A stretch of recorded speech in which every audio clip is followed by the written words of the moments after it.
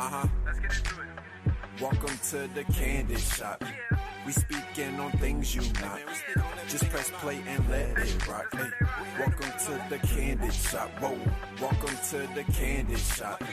We speaking on things you not. Just press play and let it rock. Hey, welcome to the Kandid Shop. Oh, feel like we going through mad things. Gotta keep it real when they choose not. We gon' talk about it when the news drop. Welcome to the show where you know we don't fake this. Keep your opinion to yourself if it don't make sense. Hola, Podcast Nation. It's your girl, Candidly Kristen, and this is the Kandid Shop. On today's one-on-one chit-chat, I have the pleasure of sitting down with Stepanka Kuralova. Stepanka is a clinical hypnotherapist, women's guide, and the host of the Inner Glow podcast. She also works with clients from all around the world and helps them reclaim their power, confidence, and inner glow. She specializes in helping her clients overcome fears, insecurities, and anxiety that hold them back from following their desires and feeling magnetic. Stepanka is also an emotional freedom technique and neuro-linguistic programming practitioner, as well as an angel Reiki healer. So please join me in welcoming Stepanka to the Kandid Shop. Welcome, welcome, welcome. Hello, Kristen. Thank you so much for welcoming me here, for having me on the podcast. And I so appreciate such a lovely introduction. Thank you. Thank you. I'm so glad that you were able to give me a little bit of time. Stepanka is across the pond. So scheduling this was a little tricky, but we got it done. And I am happy to bring this one-on-one chit-chat to you guys.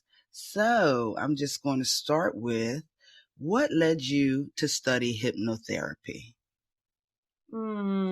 Such a good question, and to be honest, such an important one. And I wasn't looking for hypnotherapy in particular, but it found me. And my story with hypnosis honestly starts to my first year at university. I was about 18, 19 years old, and I just moved to the capital and I started studying this course, this program, and out of the blue, I started having all these health problems. I would feel sick. My stomach would be hurting every single day. I couldn't hold any food in myself. And I would have fever almost like every single day. It was really odd, bizarre. I didn't know what was going on. First, I thought, oh, maybe I ate something. Maybe I have got a stomach bug. But this was going on for weeks. And you can imagine me being a first-year university student.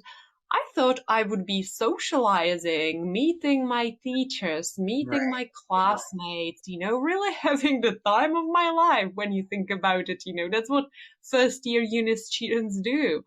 And I just wasn't feeling myself. I would be locked in my bedroom.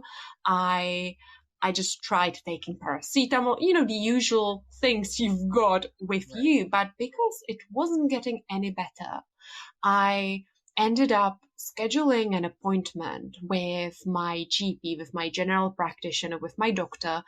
And because it was so severe, he ended up recommending me to various different specialists. It was really affecting me badly. And I had all these different exams and tests done. And I still remember the moment when I went back to my GP to receive all those results. And I was really hoping that he was going to say like, oh, we found out what it is. And this is the pill you need to take to feel better. But none of that happened. The opposite was true. Like he said, actually, when all the results came back, like, there is nothing wrong with you. You are in perfect health. And I was startled. Like, I was like, what? What do you mean? Like, why is all of this happening then? And I remember he just cleared his throat and looked back at me. And he was like, well, do you think this could be perhaps anxiety related? Could it be stress? Have you had any sudden changes in your life? And I felt really offended. I felt like he was saying this was all in my head, Right. and I wasn't being serious, or I am making it up. So I honestly felt like I wasn't being taken seriously, and I perhaps maybe didn't want to see the connection between me feeling actually really unhappy and really stressed on the inside. And it is almost like manifested through my body, through all those, which now I know are called psychosomatic health problems. Things didn't get better. I still felt poorly almost every single day. And it was really impacting me. I couldn't concentrate on exams, on books. And it's honestly like the strangest thing happened. You know, when we say like the universe sends us signs and Yes. we are being shown where to go. Yes. Well, that's exactly what happened. In under a week, I was in my tiny little student flat, logging into the student portal at university. And this weird, really weird thing happened. It really spooked me out. I logged in to my portal and I knew I had to add more subjects in, more classes. And one of them had to be a sport class. And I never been big into sports, I'm not gonna lie, especially like group sports. I definitely did not want to play volleyball or anything else. I'm like, okay, what's easy? What can I do? And I was just scrolling through all these subjects and I found swimming. I'm like, all right, then I can swim in a pool back and forward by myself, don't have to talk to people. And the time was convenient, the location was convenient. So I hovered over the swimming lesson or class, not really a lesson, but with my mouse, and my whole laptop shut down. And I'm like, oh, that's odd. I thought I had battery, but okay, let's plug it in. I repeated the same thing. I logged back into the student portal. I found a swimming class. I remember getting really stressed out because I knew loads of first year students were booking those classes and I didn't want to lose the spot because I finally found something that could be easy. Right. And the same thing happened. Oh, wow. And I'm like, is someone messing with me? Is like this portal broken? What is going on? And I opened my laptop again. I turned everything back on. And all of a sudden, on my screen, it said, oh, your sport class has been booked. And like this green, check sign. And I'm like, all right, I must have booked it. So I opened it back up and it said, oh, you have booked yourself in for a yoga class. And I'm like, oh, I have no idea how any of this happened, but I'll go with it. It actually works for me as well. And I have been practicing yoga a little bit at home. I haven't really been to a proper class. Well, let's give it a go. And in the next 2 days, I got myself to this yoga studio, and this teacher came in front of us and she said, hello, ladies, welcome to your first yoga class. And today I've got something special for you.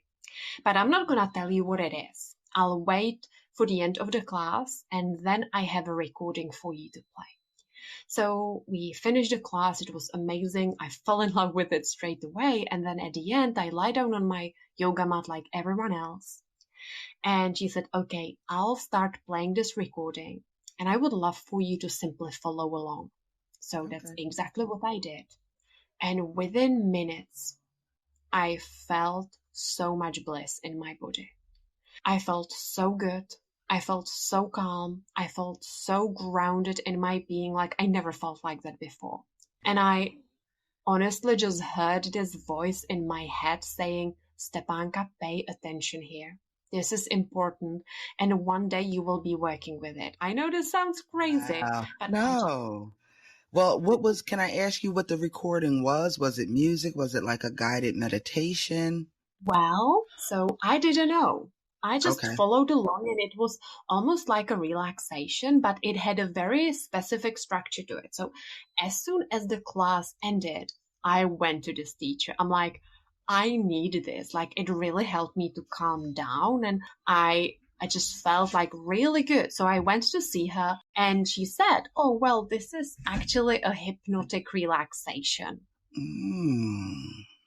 And this was my first experience with hypnosis. I ended up following this recording for 7 days straight. I practiced this every single morning, and all these psychosomatic health problems simply went away. Wow. So I guess my next follow-up question to that is that what led you to do what you do now in terms of clinical hypnotherapy? So this has definitely opened the first door for me. Got it. I was so intrigued, and I'll be honest with you, it was really hard to focus on the subjects which I was studying at uni. All I Okay. wanted to know was everything about the subconscious mind. I wanted to learn more about meditation, hypnosis. I started reading spiritual books, personal development books. Honestly, I just couldn't stop thinking about it. Okay. And however, I got myself stuck in, in the situation of me studying something that actually wasn't lighting me up. And this experience has really opened my eyes. But I'll have to be honest with you, it wasn't as easy as like, oh, and the next year I became a clinical hypnotherapist. I didn't know Okay. how I could get to it, and I didn't know any people in my life who followed their passions. And I Got it. really struggled with, my parents telling me, oh, you should stick to a safe and secure career. You should Right. finish this. You can't quit, and I honestly didn't know anyone else who was, let's say, a coach or a therapist, but I just wanted it so badly. And at the end of that year, I actually did end up quitting. And Oh I my. actually decided, I still didn't know, like, I didn't know I could become a therapist. I felt like maybe I'm not smart enough. I didn't really know whether I need to go and study psychology. So I kept like learning by myself, but I Okay. ended up taking a gap year and I moved to England Okay. and ended up studying a few years later on at university here in England, which is where I live in southwest England. And then eventually I actually met a teacher, a hypnotherapy teacher, in my part-time job as a student.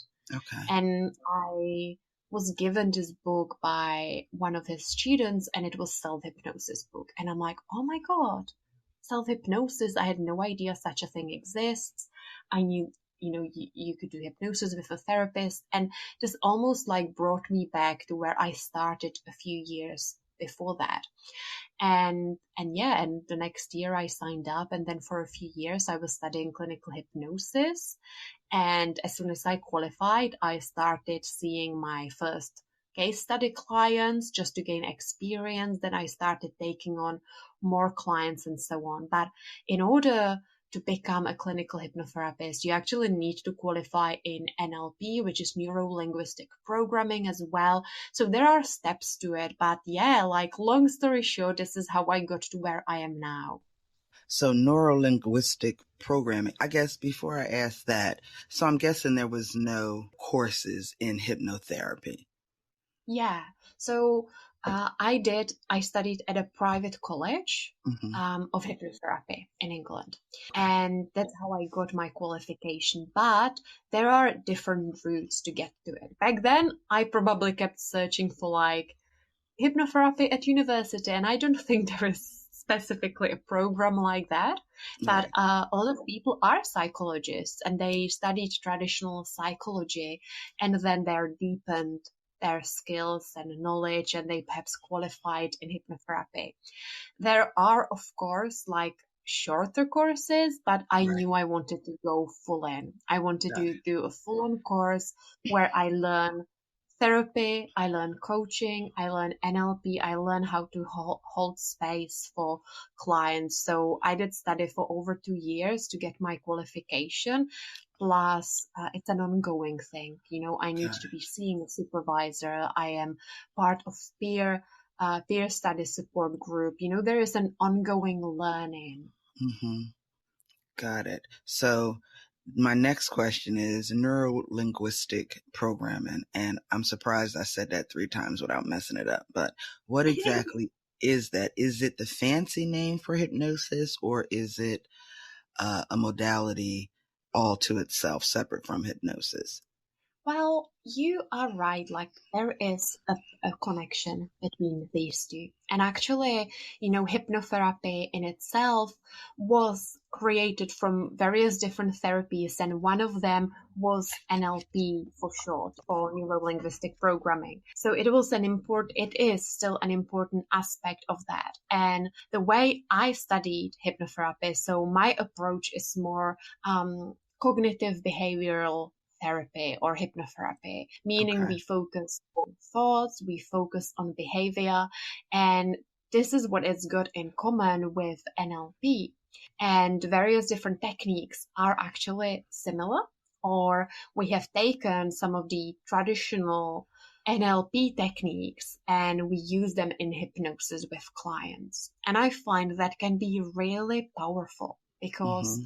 prior to me starting the hypnotherapy course, I was already reading NLP books. So I learned some of the really important techniques and then I learned to apply them in hypnosis. And I find it's more powerful because the client is more relaxed, more open, and those changes last way longer, if that makes sense. It does. It does. So take me through a typical session with a client. I'm not sure if it's different, like your toolbox looks different depending on whatever the issue is for the client, but just like a typical, after you've had a consultation and they've said, yeah, I want to do this. What would a typical session look like with you? I love that question. I've actually never been asked this question on a podcast, so I always really enjoy it when I get new questions. So thank you for asking that.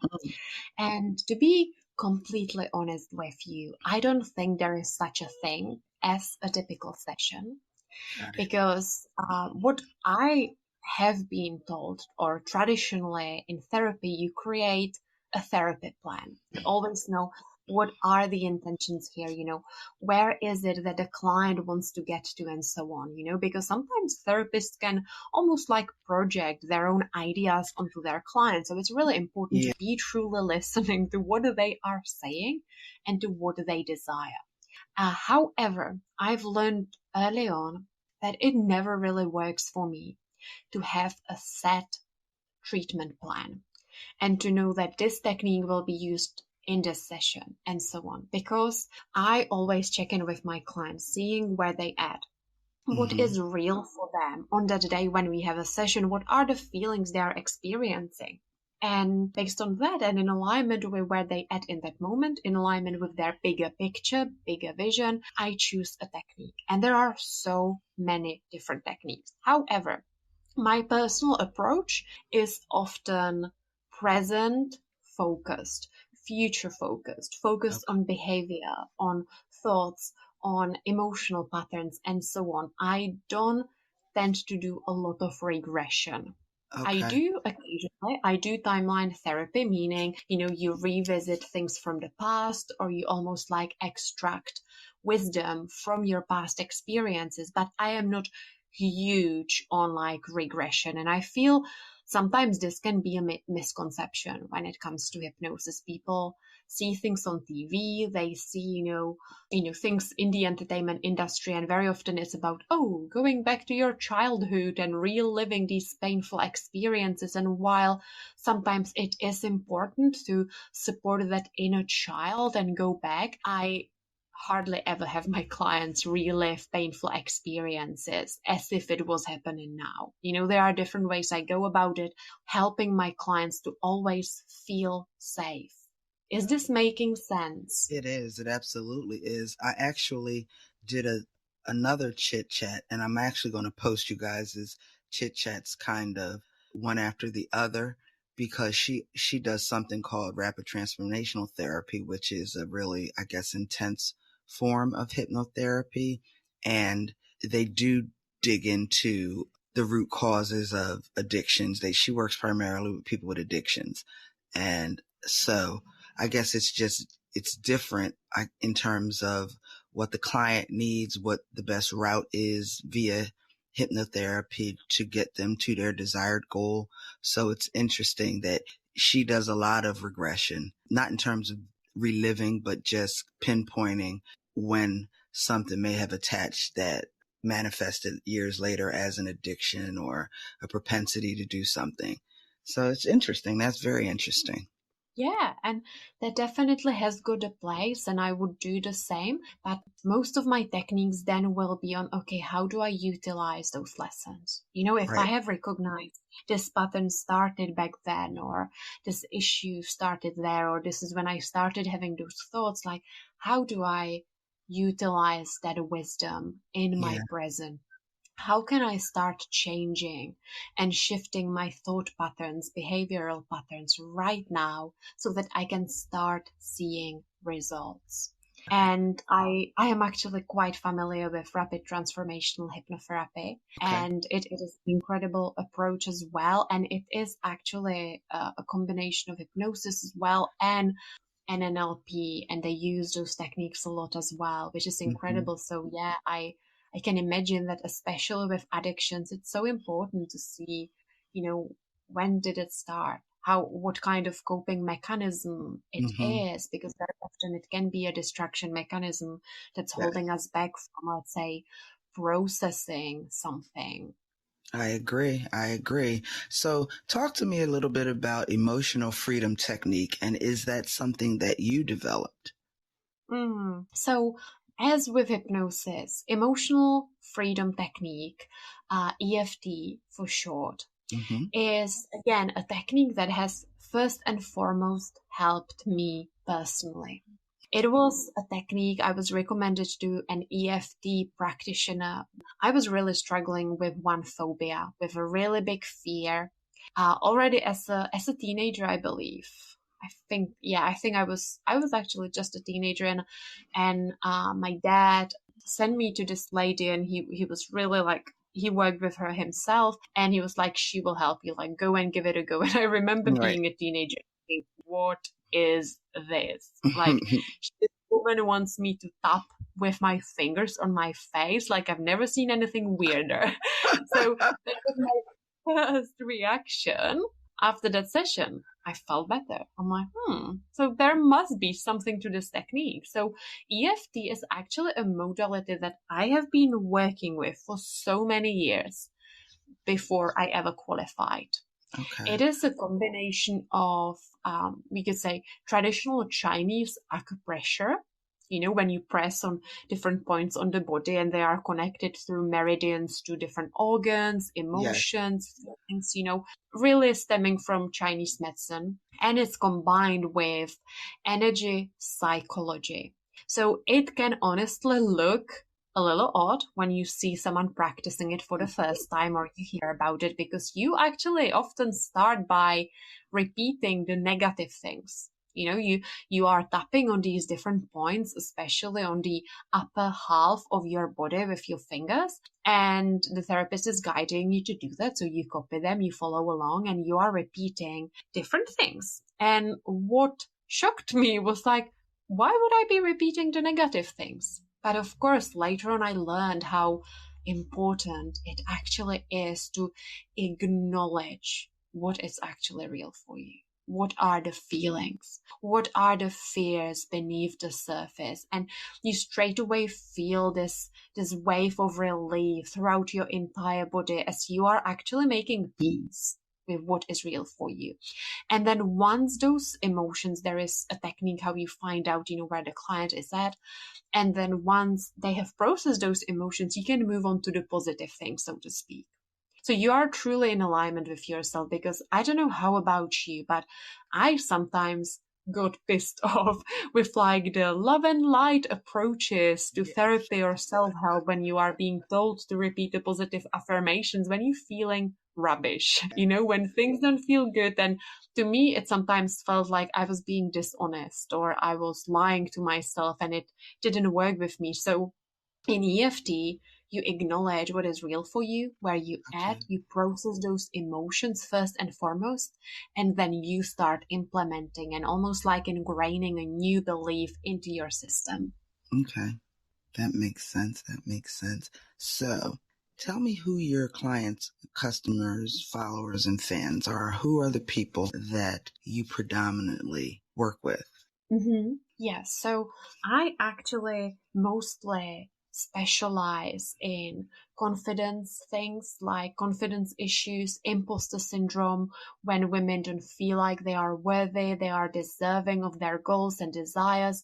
Very often women who are in some way or form sabotaging their own success. Logically on a conscious level, they know what they want. They know what their dreams and goals are, but at the same time, somehow, subconsciously, they are attracting unnecessary distractions. They are almost like boycotting their own health or wealth or growth. They might be even creating, like, without knowing, unnecessary drama or like problems that are holding them back, that are stopping them from growing.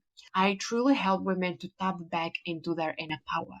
And I call it the inner glow. That's why even my I podcast love is it. called Inner Glow Podcast, because I can see it. I can see how women's energies shift, how they tap back into their bodies as well. Like I help them to be truly embodied, to be present in their bodies. And you can tell they are magnetic. Like they do feel different.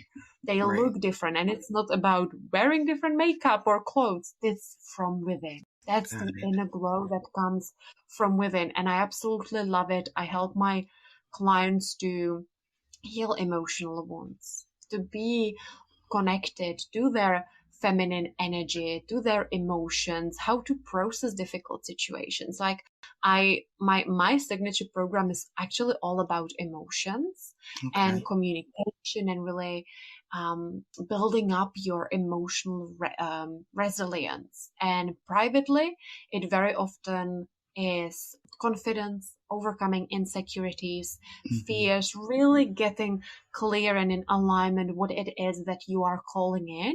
And then we are helping you to align yourself with it energetically, emotionally, mentally. Got it. Got it. So your typical client is teen, 20, 30, 40, 50, or a combination of all of that? It is actually a combination because, and it's really interesting because that used to be one of my biggest fears when I first started, because I started quite young. And to be honest, looking back, even when I was like 17, I'm like, how can I become a coach? And everyone just telling me, oh, you are too young for that. Like, and probably I was at 17. But it used to be one of my biggest blocks that I won't be able to serve clients who are older than me. But the reality is the opposite. Actually, on average, most of my clients are in their 40s. However, my oldest client was 82 years old.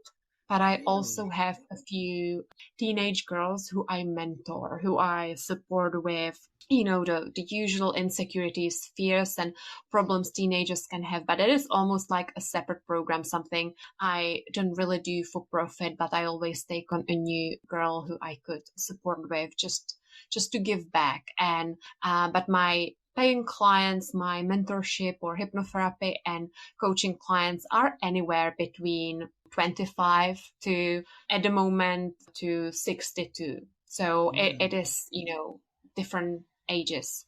Got it. So switching gears a little bit, you are also an angelic Reiki healer, and I have committed to, before this year ends, getting my level 1 Reiki certification. I think it's an amazing modality. I really do. So I say that to ask, do you ever integrate Reiki with your emotional freedom technique or your hypnotherapy sessions? Is that ever a time when they kind of intersect?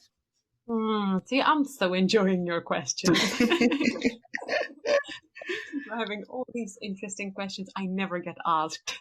Oh, good. So I do, but in a different way. I no longer do like just traditional healing or distant healing sessions. And it's because I don't see clients in person. I work with clients from all around the world, and we speak and we have sessions on Zoom. And so, for Reiki, it's sometimes nice to have an actual in-person session, but I always knew I didn't really want to be just focusing on like Reiki sessions, and they are incredible, to be honest. I love Reiki. I love receiving Reiki. I love giving, sending Reiki. But for me, the way I utilize it is I am sending healing to my clients when we are on the session. And they don't always know about it. I don't always speak about it, but it's part of me holding an energetic space for them. And this is happening if we are not working together. Outside the sessions, like between sessions, that's what I mean. I am always holding a space for my clients and they can feel it. And it's incredible. If I have a client who is processing an emotion, and I can see it, we are on the call, they might get upset or something comes up, and these are always healing tears. It's always, good. And sometimes being emotional is actually really beautiful because something is shifting, something is healing. And I'm always there with my hands, not always on the camera, but around my phone. I am always sending angelic Reiki to them. And this is the way I implement energetic healing in my life now. And I also dedicate maybe every 2 weeks, I do have a session when I sit down and I not only review where my current one-to-one clients are. I usually take clients in for 3 months. They can, of course, extend, but I do have a package. I don't do one-off sessions unless it's a consultation. I review where about they to ask you that. Yeah. Is there a program, a set length? Do you do one and dones? But you answered it already. Thank you. That's perfect. And I love it because I built such a lovely and close relationship with my clients. And this is when every 2 weeks, I sit down and I do send Reiki to each of them. And Nice. I do it. Sometimes they don't even know. It's just Right. something to implement. And I believe in energies. I see them. I'm sensitive to them. And this is just a really lovely way for me to utilize it in my work. Well, that's awesome. I think the combination is a beautiful one. The hypnotherapy, the Reiki.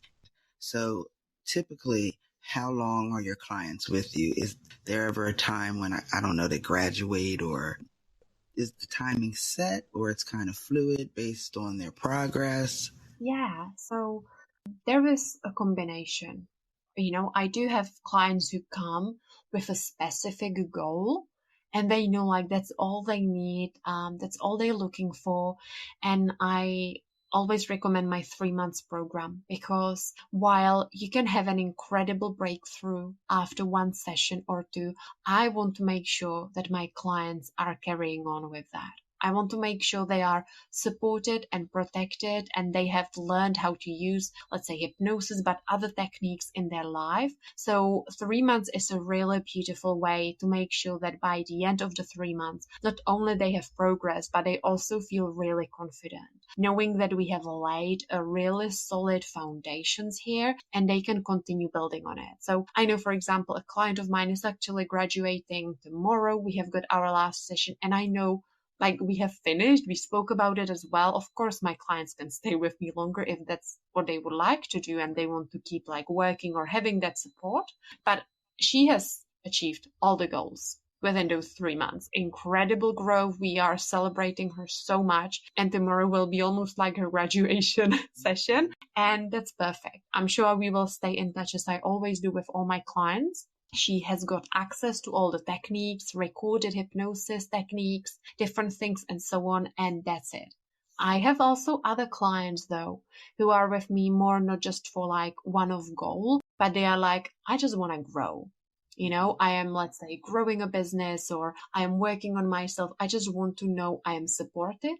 I want to have someone who is there to hold me. And I have clients who've been with me for years. And very often it started with almost like treating some problems or emergencies or issues, but now it has more evolved into growth, into them really being interested in up-leveling and strengthening their mindset, energies, and yeah, so they honestly just want to keep being in this space and receive mentoring every single month and be in that environment. Then I will have clients who perhaps are with me for, let's say, 6 months because they do have emotional wounds they would like to heal. They want to receive support. And then after 6 months, they feel like, I can do this by myself. I feel really complete with all of it. So there is honestly a wide variety of women I work with. I do a lot of coaching in my sessions as well. I don't do one-off sessions. I only do one-off consultations, but these are like one-off. You cannot just book like a consultation over and over again. Someone perhaps needs one-off support. They don't have clarity. They don't really know, what is going on in their life. They need to move the energy in their life. And if they do end up signing up for, let's say, my 3 months program, they actually get the money back for the consultation. If not, they walk away with loads of value, with techniques, with recommendations, and that's perhaps what they need in that moment.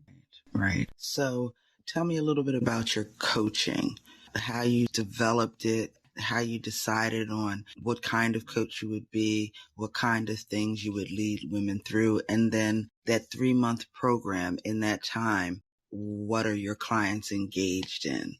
Yeah, so coaching honestly came to me naturally, not only just because I feel like I have been coaching from a very young age, everyone around me, and I would always have people come to me like, honestly, there were signs, even in my childhood, that I was like into those kind of things, because I would get even adults seeking my help, seeking my advice. I loved playing with my cousin on therapist and client, and I would always be the therapist, and I just enjoyed it already as a child. And then, of course, when I started studying hypnosis, it just evolved into coaching. Because while hypnosis is incredible, I also love like being able to see my clients' blind spots.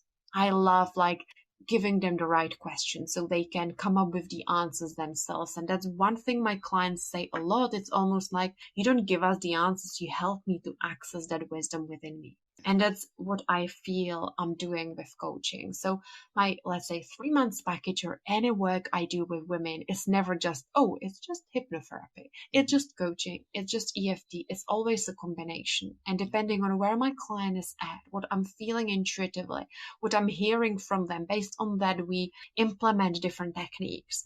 We work on different things. They do get homework. I always say the work with me is never passive. Like, you are an active participant here. You will walk away with homework. You will walk away with recommendations. You might get a journaling prompt. I might send you one of my solo episodes from my podcast to listen to and reflect on it. And it is so beautiful. It's a cooperation. It's never like one side thing. It's like we are working together. Got it. I love it. I love the idea of it. I actually went to your website so I could, in preparation for the interview, I wanted to be prepared with some great, leading questions to guide the conversation. And I signed up for your freebies, like the affirmation cards, and I got all of it. I got the email. So I actually got an email from you today, but it was from me signing up for that. It wasn't you. And I'm like, okay, this is really cool, because I'm really big into journaling and kind of writing my thoughts down, set my intentions for the day or the week, depending on what I'm going through. So I thought that was really interesting. I was like, okay, I like this. And your website is beautiful, by the way. Oh, thank you so much. It makes me so happy. I'm also big on journaling. It is such a powerful tool. And this month, funnily enough, I am adding a new thing to all of my clients, one-to-one clients. I will be sending out a private, almost like a VIP podcast episode recording every month. And this month's the topic are my morning pages, the things I do in the morning to really hone in onto my energy and be really clear. And it's a process that has worked for me and my clients so much. I'm just gonna record it and share the ins and outs. I'll be reading out of my own journal because I trust these women so much and I have such a beautiful relationship with all of them. And another thing which I actually haven't mentioned, and it's an interesting one, is that my one-to-one clients receive support between sessions. So 5 days per week, they can send a message, they can send a voice note, and they can get coaching between sessions, if that makes sense. Let's say something happened or they have questions in regards to their hypnosis recording and so on. And it's so interesting because it's like a challenge for women. It's sometimes a challenge for them to open up and to ask for help. I always hear from my clients like, it was hard to message you and ask for help to Yes. start with. Once they get Yes. used to it, it's like a no-brainer. And I love that because you would be surprised, but sometimes the biggest breakthrough comes on a day when they're having a hard time. They reach out for help, receive Yep. coaching, and a breakthrough happens. Well, that's awesome because not everything happens on therapy day. You know what I mean? So being able to have your support in between times, I think is amazing. So I remember the first time I received that with someone as well, when I worked with my first ever coach and there was like a messenger support, it was a life changer for me. And I know that we can sometimes give and overgive. My clients have families, they have businesses, they are in full-time jobs, and there is a lot of giving and doing involved. yeah. And having the space, it's like you can lean back, you can receive and you can shift that energy. Yeah. And it's a balance, right? You can't be all given all the time. You have to be able to receive. And that's a lesson that I had to learn personally because I'm a giver. And it's difficult. Sorry about that. I hit the mic.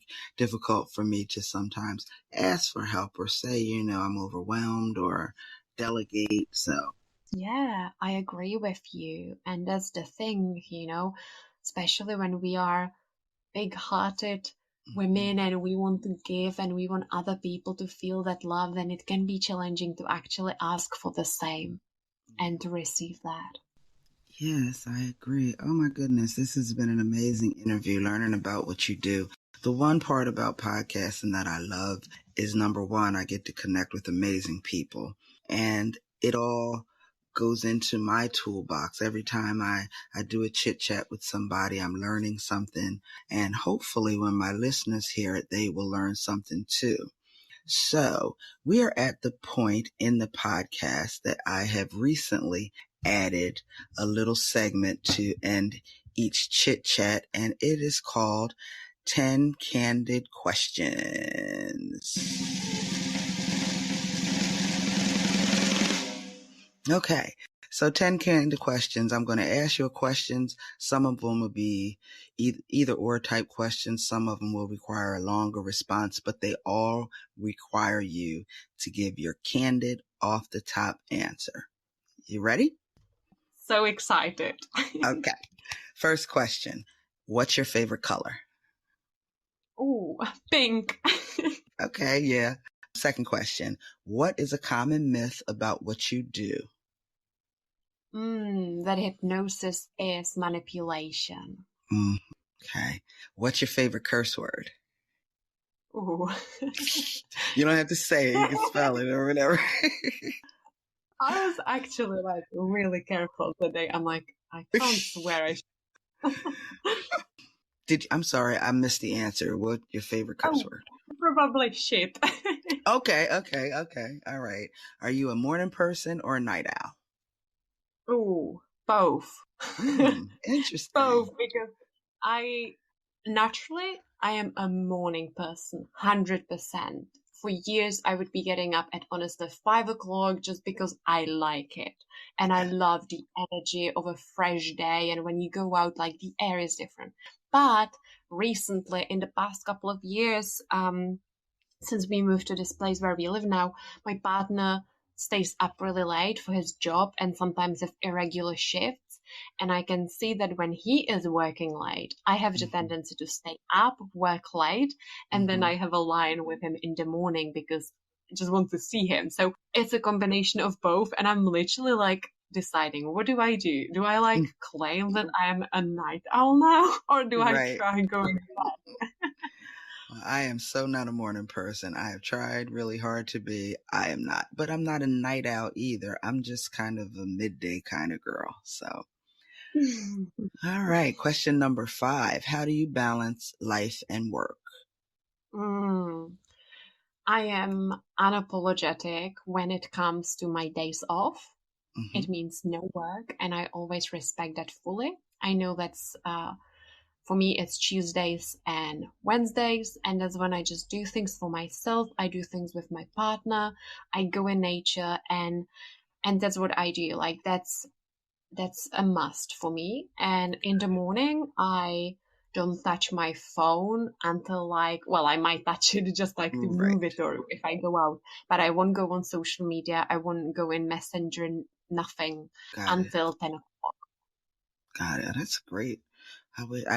That's something I have to put into practice a little bit, be more committed to. All right. Sixth question, coffee or tea?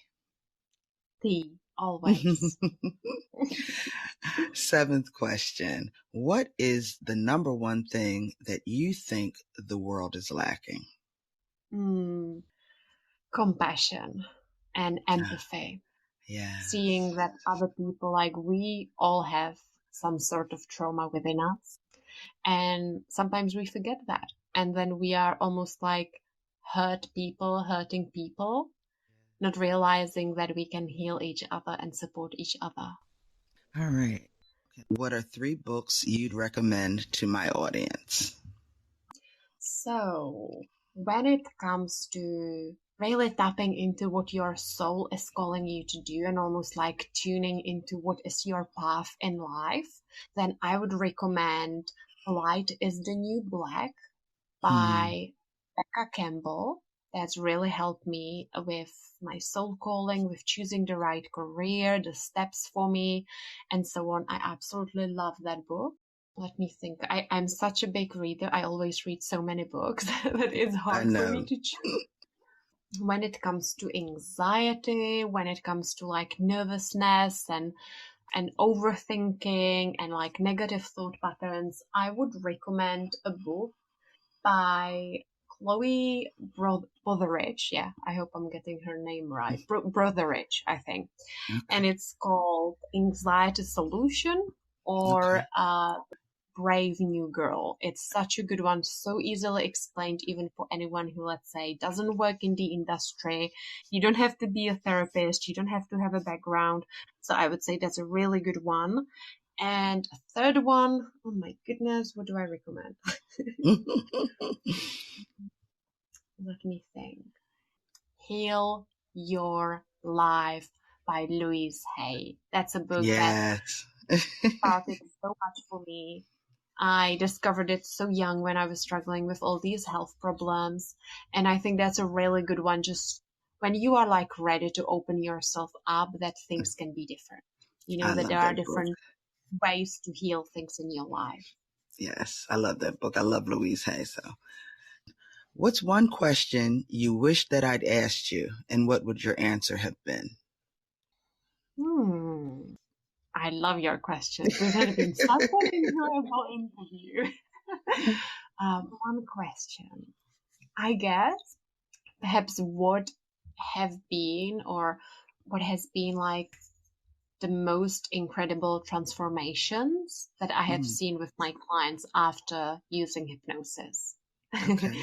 So that's the question. My answer would be a client who used one of the techniques we've been working on, a cognitive behavioral hypnotherapy technique. We've been practicing for a small medical procedure, and she went through it with no anesthetics, just by using hypnosis, using her breath, using her visualization. That has been just extraordinary. Wow, that is awesome. All right. Last question, most important question, I think. How can my listeners, my audience, connect with you and avail themselves of your services? Oh, thank you for asking. So I feel like the best place is my website, which is hypnocoaching.me. And that's where you can find everything else. You know, my podcast is called the Inner Glow Podcast. You can either search for it on wherever you get your podcasts, or you can simply listen to it on my website as well. I am on social media. I'm on Facebook. I have a group for women called New Earth Women. That's where I share a lot of bonus stuff, things that don't get shared anywhere else. There are EFT videos, there are hypnosis sessions, there are past challenges and trainings I did. It's such a beautiful sisterhood that I have been building for a couple of years now. I am also on Instagram at New Earth Woman, which is where you can connect with me as well. But honestly, all these links, everything is on my website. You will easily find it there. But most importantly, if there has been anything that was interesting, if you listened to this episode and enjoyed it, just let us know. Send us a message. You can totally just message me on Facebook as well or Instagram. I'm always happy to chat. Nice. Thank you so much, guys. All of that information will be in the show notes when the episode posts to all the platforms. So if you are listening and you didn't have a pencil, I will make sure to include all of Stepanka's contact information in the show notes.